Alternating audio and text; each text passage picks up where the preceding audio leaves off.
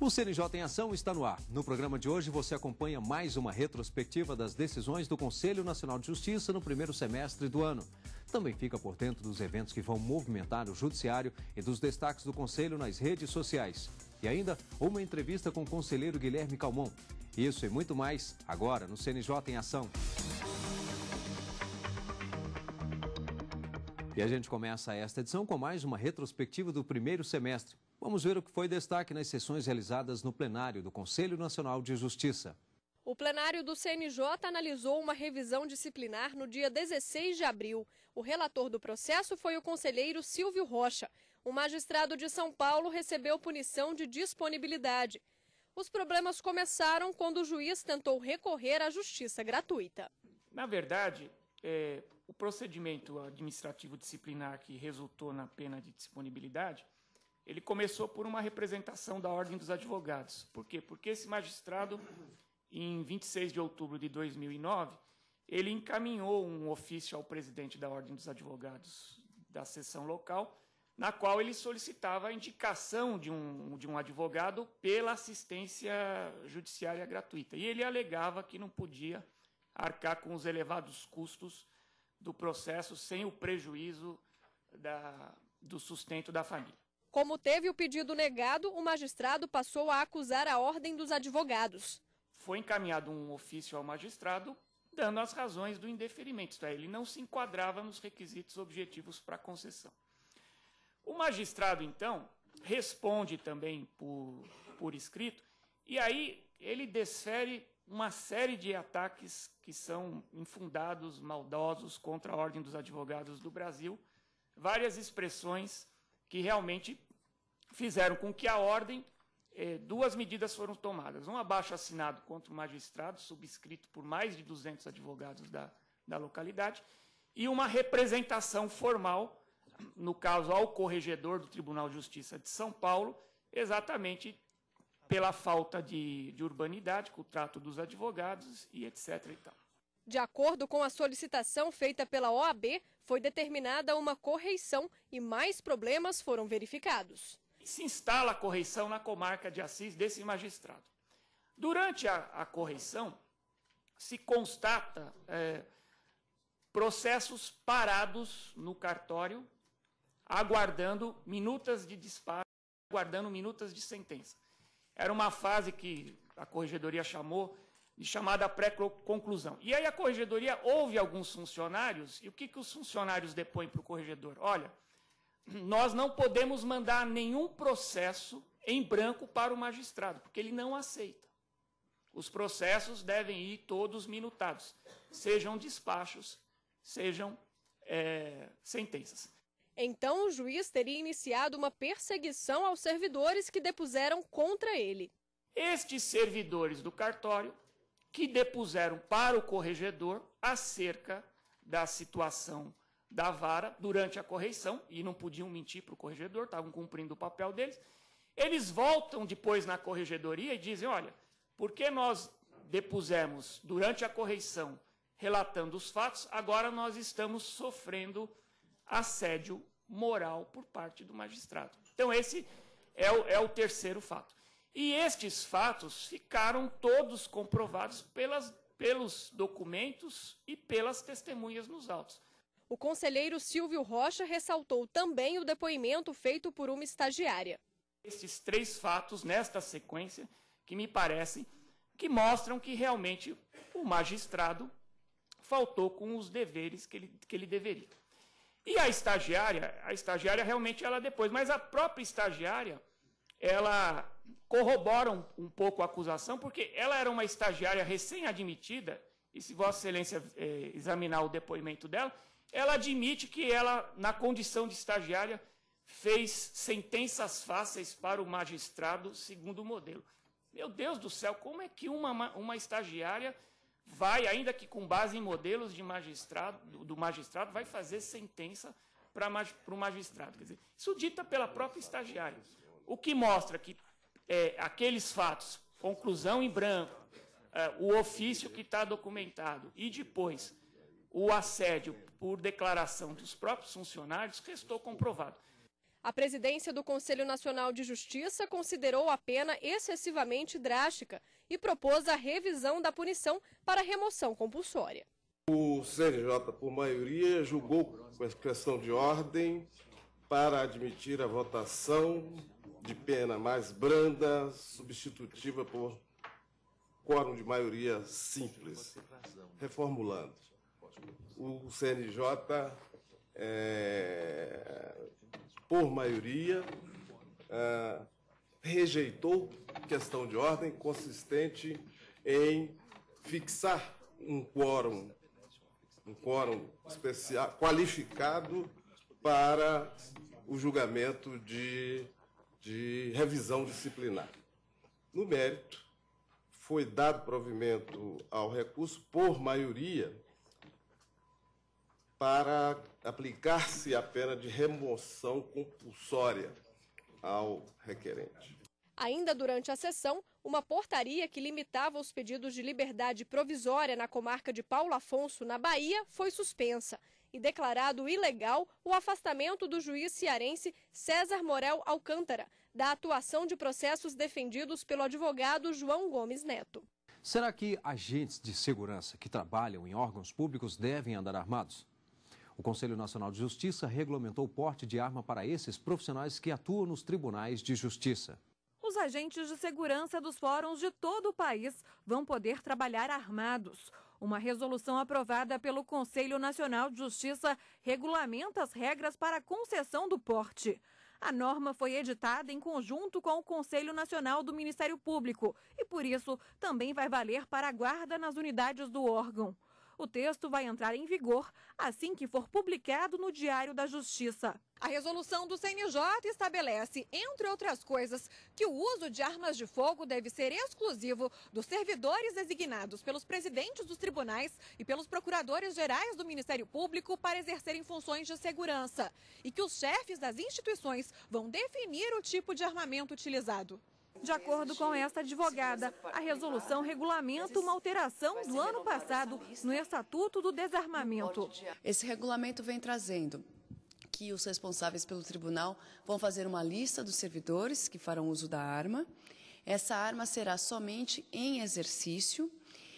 Essa lista será revista a cada 6 meses, mas o porte da arma, que é utilizada por esses servidores, será em nome da instituição. Em dezembro deste ano, o Estatuto do Desarmamento completa 10 anos. Desde que foi criado em 2003, mais de 600 mil armas já foram entregues em todo o país. Até junho deste ano, quase 18 mil armas foram entregues às autoridades. Em 2013, o estado onde as pessoas mais entregaram armas até agora é São Paulo.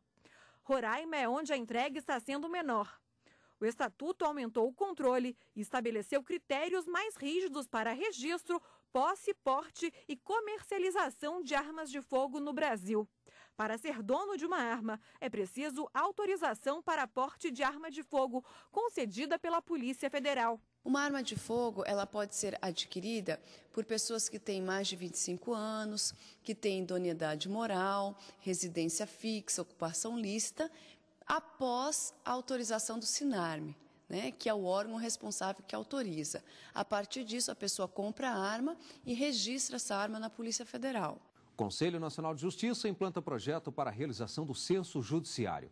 O objetivo é fazer um levantamento de informações sobre o número de magistrados e servidores no Poder Judiciário em todo o país. O censo vai funcionar como uma radiografia do judiciário, que hoje não sabe nem mesmo quantos homens e mulheres formam o quadro de servidores em todo o país. A ideia é levantar informações dos perfis dos magistrados e servidores para desenvolver políticas públicas e melhorar as condições de trabalho, além de aprimorar a qualidade na prestação de serviços ao público em geral. O conselheiro do CNJ lembra que foram elaborados 2 questionários distintos. As perguntas serão formuladas numa lista aos servidores, numa lista aos magistrados, sem caráter invasivo, sem caráter investigativo, sem arapongagem, falando de maneira clara, sem invasão à intimidade, à privacidade, sem uso da imagem, do nome de quem quer que seja, sem caça às bruxas. Os questionários do censo deverão ser disponibilizados na internet, no site do CNJ, no mês de setembro, e vão permanecer na rede por 30 dias. O processo é todo digital. Cada um vai responder direto no computador. A participação é voluntária, é facultativa, mas é fundamental, ainda mais nessa quadra histórica que estamos vivendo, de tanta participação proativa da sociedade. É a hora de os membros do judiciário dizerem que judiciário nós temos e que judiciário nós queremos. Com que judiciário estamos a conviver e com que judiciário sonhamos. Quer saber os assuntos que tiveram mais repercussão nas redes sociais do CNJ? Vamos ver agora no quadro Tá na Rede. Você sabia que ao utilizar o crédito rotativo do cartão, a sua dívida pode aumentar em até 6 vezes no prazo de 1 ano? A publicação está na nossa página do Facebook. Acesse www.facebook.com/cnj.oficial. No Twitter, o destaque é para o post sobre o fim da censura e da tortura, aprovado pela Assembleia Nacional Constituinte há 25 anos. Se você deseja receber diariamente informações sobre cidadania e justiça, siga o CNJ no Twitter. Acesse www.twitter.com/cnj_oficial. O CNJ também está no YouTube. Acesse www.youtube.com/cnj. O CNJ está na rede. Chegou a hora de conferir os próximos eventos que vão marcar o Judiciário. A sessão ordinária de número 173 está marcada para o dia 6 de agosto, na sede do Conselho Nacional de Justiça, em Brasília. O CNJ promove no dia 5 de agosto reunião preparatória a fim de discutir e definir diretrizes para a Semana Nacional de Conciliação, que ocorre no final do ano. O terceiro Encontro Nacional dos Núcleos de Conciliação vai contar com a participação de representantes de tribunais de todo o país. O Conselho Nacional de Justiça vai realizar mutirão carcerário no estado do Ceará, no período de 6 de agosto a 6 de setembro, em Fortaleza e Juazeiro do Norte. Serão inspecionadas unidades prisionais e reexaminados cerca de 17 mil processos de condenados e presos provisórios. Organizado pelo CNJ em parceria com o Tribunal de Justiça do Estado de São Paulo, no dia 9 de agosto, em São Paulo, ocorre o segundo Encontro Nacional dos Juízes de Cooperação. O evento servirá para afirmar e desenvolver as metodologias referentes à cooperação judiciária a ser adotada em todo o país, no âmbito da recém-formada Rede Nacional de Cooperação. O seminário Execução Fiscal, Conciliação, Modernidade e Justiça será entre os dias 6 e 8 de agosto em Brasília. A iniciativa é do Tribunal de Justiça do Distrito Federal e Territórios, em parceria com o Conselho Nacional de Justiça, para debater alternativas para a solução de conflitos na execução fiscal. A 7ª jornada da Lei Maria da Penha será realizada no dia 7 de agosto. O evento objetiva discutir a adoção de políticas públicas que permitam a plena efetivação da Lei 11.340 de 2006, para coibir a violência no âmbito familiar e doméstico contra as mulheres. Até o dia 20 de agosto estão abertas inscrições para o segundo Encontro Nacional do Encarceramento Feminino. O evento, coordenado pelo Departamento de Monitoramento e Fiscalização do Sistema Carcerário e do Sistema de Medidas Socioeducativas, vai ser realizado nos dias 21 e 22 de agosto, para discutir temas como prisão domiciliar e tratamento de grávidas e mães com filhos no cárcere. Vamos fazer agora um rápido intervalo. Daqui a pouco eu converso com o conselheiro Guilherme Calmon. Até já!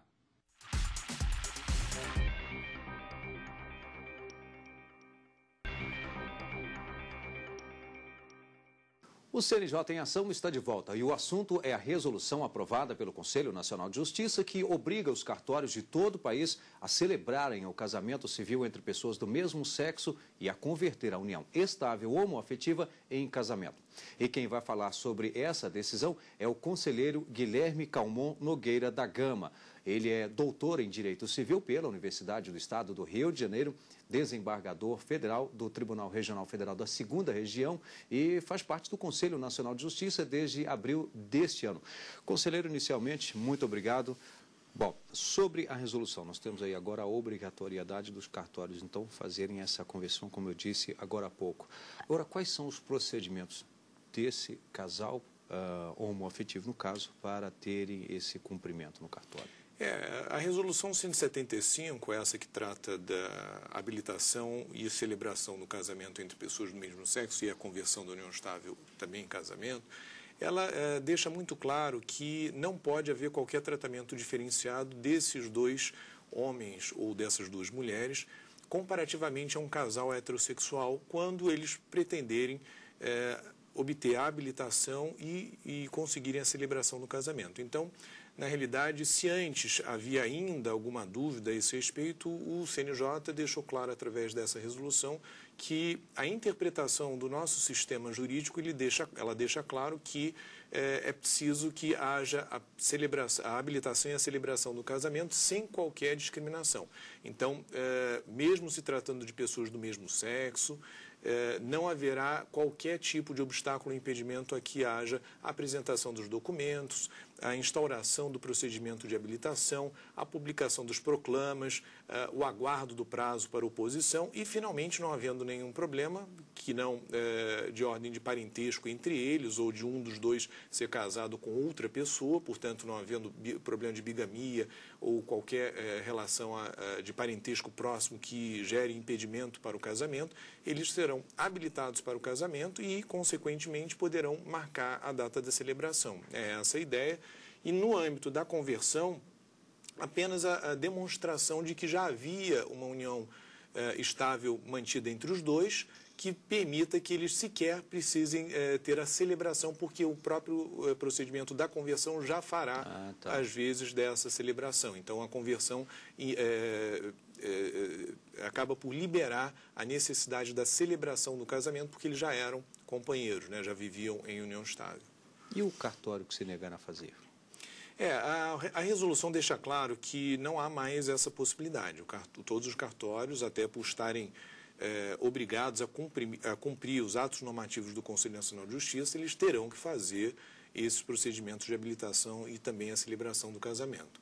Caso eventualmente ocorra algum tipo de obstáculo que estaria em contrariedade à resolução, isso deverá ser levado ao conhecimento do juiz corregedor daquele cartório de registro civil, porque o juiz corregedor, no âmbito da Justiça dos Estados, é a autoridade responsável por fazer o trabalho de fiscalização, acompanhamento e correção das atividades dos oficiais de cartório de registro civil. Então, se houver algum obstáculo, será o juiz corregedor acionado, poderá ser acionado, para poder ordenar que haja a realização daquela habilitação e celebração do casamento civil. Se ainda assim o juiz corregedor não entender e acabar por quase que confirmar aquela negativa do oficial do cartório de registro civil, isso poderá ser levado à Câmara do Tribunal de Justiça, que é responsável pela apreciação em grau de recurso de todas as decisões tomadas pelo juiz corregedor dos cartórios extrajudiciais. Se ainda assim isso for mantido, o Superior Tribunal de Justiça em sede de uniformização da interpretação da lei federal, mas acredito que a hipótese seja muito difícil. Exatamente, eu ia comentar isso. Eu pergunto justamente caso haja, Sim. Mas dificilmente eu acredito que os cartórios irão deixar de executar essa atribuição que o CNJ acaba por aprovar. Conselheiro, as pessoas às vezes confundem um pouco a partir de algumas mudanças, claro, que é a união estável, a união, o casamento nesse caso, mas eu lhe pergunto no contexto jurídico mesmo, em termos de direitos, o que um e o que o outro prevê. Há várias diferenças, né? Na realidade, as duas são consideradas famílias para o direito, ou seja, nós temos duas entidades familiares, até a Constituição utiliza essa expressão entidade familiar no lugar de família, mas, de fato, são duas famílias e essas duas famílias merecedores de proteção do Estado. Ou seja, o Estado, por ter até constitucionalmente alguns deveres, entre outros está lá previsto na Constituição o dever de proteger especialmente as famílias. No entanto, as famílias têm conteúdos diferenciados, quer dizer, A partir do momento em que você tem apenas uma união estável, apenas aí entre aspas, na realidade, não que ela seja uma família de segunda categoria, não é isso, mas ela é uma família diferente da família formal formada pelo casamento. Por exemplo, uma das diferenças que nós podemos identificar de modo muito claro, no campo do direito sucessório, né? A pessoa casada é, por lei, pelo Código Civil, herdeira necessária do seu cônjuge que faleceu, que veio a morrer. Já o companheiro ou a companheira, não. Então, na realidade, a condição de herdeiro necessária é reconhecido ao cônjuge, não à pessoa companheira ou companheiro. Em matéria relativamente à prova dessa família, se você tem um casamento, você tem uma certidão de casamento, que é um documento que facilmente demonstra a existência dessa família através do momento em que houve a celebração do casamento. Já na união estável, não existe esse documento que permita de imediato haver essa demonstração. Então, normalmente, nas ações em que se discute ou que se pleiteia algo relativo a uma possível união estável, é necessário produzir uma prova que normalmente é uma prova que não é apenas documental.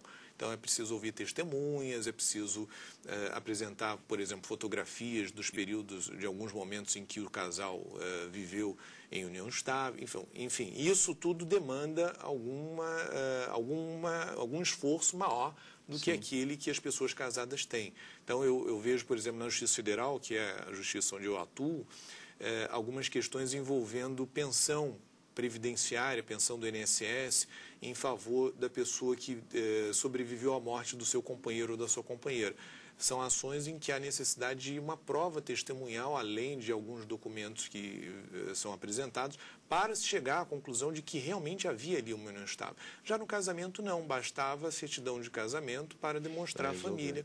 Então, há diferenças, e essas diferenças nós não podemos ignorá-las, e por isso a importância da Resolução 175 também para o reconhecimento do casamento entre pessoas do mesmo sexo. Do contrário, nós consideraríamos apenas com base no julgamento do Supremo Tribunal Federal que seria possível a união estável entre pessoas do mesmo sexo, mas que elas nunca poderiam ser transformadas em pessoas casadas, né? Bem, eu agradeço, conselheiro, pela presença. Muito obrigado pelos esclarecimentos, por aceitar o convite para participar do programa de hoje. A Comissão de Constituição e Justiça do Senado Federal aprovou 2 nomes para o Conselho Nacional de Justiça. A indicação dos 2 segue agora para o plenário do Senado. Se aprovados, os magistrados vão ocupar as vagas destinadas à Justiça do Trabalho no Conselho Nacional de Justiça. Eles vão trabalhar ao lado da ministra do TST, Maria Cristina Peduzzi, que está no Conselho desde o dia 29 de abril. No Tribunal Regional do Rio Grande do Sul, há 25 anos, o desembargador Flávio Cirângelo já ocupou a vaga reservada no tribunal ao Ministério Público e foi vice-presidente e presidente da Corte. Já Rubens Curado, há 18 anos, é juiz da Vara do Trabalho de Guaraí, em Tocantins. Foi juiz auxiliar da presidência e secretário-geral do Conselho Nacional de Justiça. Durante 2 anos, atuou como juiz auxiliar e secretário-geral da presidência do TST. E o CNJ em Ação termina aqui. Temos um encontro marcado no próximo programa na semana que vem. Até lá!